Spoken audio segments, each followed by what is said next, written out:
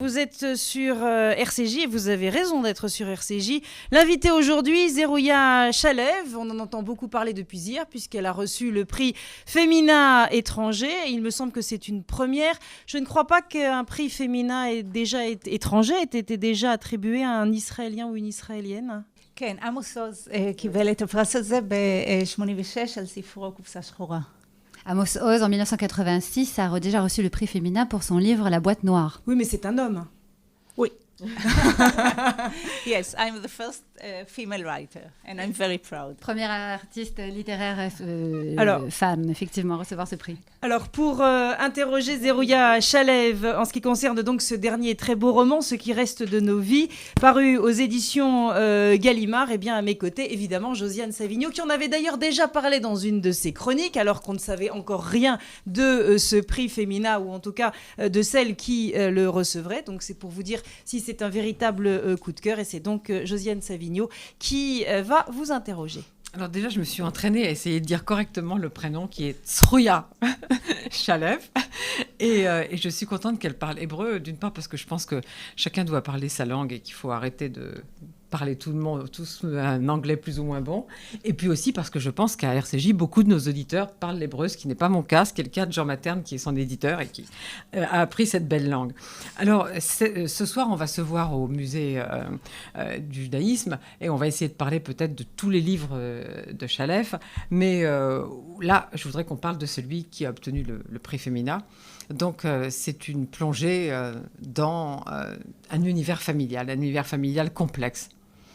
אין ספק שהמשפחה מאוד מאוד חשובה בעולם היהודי, בעולם הישראלי. Alors effectivement, la famille, le concept de la famille est très important dans le monde juif pour plusieurs raisons, et notamment toutes les difficultés en fait qui ressortent dans les cellules familiales, toutes les histoires de famille qui sont compliquées, et toutes les tentatives aussi d'y remédier avant qu'il ne soit trop tard. Alors dans ce livre, il y a donc une vieille mère qui va mourir et il y a un fils qu'elle a beaucoup aimé et une fille qu'elle n'a pas su aimer. Alors je voudrais qu'on dise un mot du fils qui se trouve être avocat et qui, disons, plaide pour les Bédouins, les déshérités, qui est un avocat engagé. Est-ce que c'était pour donner une dimension politique aussi à ce livre ? כן, בספר הזה, בניגוד לספרים הקודמים שלי, ניסיתי לפתוח יותר חלונות אל המציאות הישראלית. והדמות של אבנר אפשרה לי להמחיש. Contrairement aux autres livres, elle a vraiment essayé de maintenir un lien entre ce livre-là et la réalité israélienne, les réalités en fait de la situation israélienne. Et le personnage d'Avner en fait reflète le dilemme aujourd'hui en Israël entre les pressions qui s'accentuent au niveau des gouvernements successifs afin d'élargir les libertés politiques, les droits de l'homme à l'ensemble de la population israélienne, mais en même temps ce dilemme, parce qu'il y a toujours la sécurité finalement qui est l'objectif principal et qui est omniprésent au niveau de la société civile. Alors Avner s'occupe des plus faibles, comme vous l'avez dit, des Palestiniens, des Bédouins, et son préoccupation principale, c'est qu'ils accèdent justement à ces droits de l'homme qui leur sont pour l'instant refusés, avec toujours comme objectif, éviter le basculement justement de ces populations vers la terreur, ce qui est la grande crainte aujourd'hui en Israël. Alors, dans le personnage d'Avner, il n'y a pas que cette dimension politique. Il y a aussi, moi, c'est mon personnage préféré de ce roman, parce que dans les hôpitaux, il se passe souvent des choses étranges, c'est-à-dire que c'est un lieu de douleur, mais il peut se passer aussi des rencontres un peu magiques, parce que justement, les gens sont un peu désemparés. Et donc, Avner rencontre une femme qui est venue accompagner l'homme qu'elle aime, qui meurt. Et je trouve que c'est une très belle histoire, donc je voudrais qu'elle en dise un petit mot. אני מאוד מודה לך ושמחה על ההזדמנות לדבר על הדמות של אבנר. זו באמת פעם ראשונה שהתרכזתי בדמות גברית. Je vous remercie pour avoir l'occasion d'en parler. C'est très important pour elle parce qu'elle considère qu'elle est tombée amoureuse du personnage d'Avner en fait pendant l'écriture. Moi aussi. Et Zerouia nous remercie donc de nous permettre d'en parler. Elle a vécu une expérience spéciale en écrivant justement tout ce qui arrive à Avner dans ce roman. le personnage d'Avner rencontre ce fameux couple donc à l'hôpital, qui est en fait un couple à une destinée tragique puisqu'ils sont éperdument amoureux l'un de l'autre, et la femme accompagne donc son époux jusqu'à la fin. En fait, Avner tombe amoureux de leur amour, c'est-à-dire que quelque part il envie cet amour inconditionnel qu'ils se portent l'un l'autre, et ça l'entraîne finalement à se poser des questions, à faire une introspection, à se demander pourquoi est-ce que jusque-là il n'a pas trouvé lui-même cet amour-là, et aller partir à la quête de cet amour. Et alors donc, c'est vrai, il y a l'hôpital, il y a la mort prochaine de la mère, mais je voudrais insister sur le fait que c'est pas du tout un livre de mort, que c'est un livre de vie et même d'espoir. Et du coup, je voudrais qu'on parle de Dina. Alors Dina, c'est la sœur, elle n'a pas été du tout aimée par sa mère, malheureusement. Et voilà qu'elle a des ennuis avec sa propre fille qui est adolescente. Et bon, les adolescents, c'est souvent un peu difficile à gérer, comme on dit. Mais elle a besoin, elle aussi, d'espoir, et donc elle décide qu'elle va adopter un enfant. C'est une espèce d'espoir, de rédemption, mais ça risque de lui causer des difficultés encore pires avec sa fille et même son mari, qui pense que ça n'est pas raisonnable. כן, קודם כל, זה נכון שזה ספר על חיים ולא על מוות. אפילו לי לקח זמן להבין את זה. אפילו שם הספר נראה מלכתחילה... C'est pas un livre de mort, c'est vraiment un livre qui parle de vie et d'espoir. Alors, elle-même a mis du temps à s'en apercevoir. Au fil de l'écriture, elle s'est aperçue que c'était le message qu'elle voulait absolument transmettre.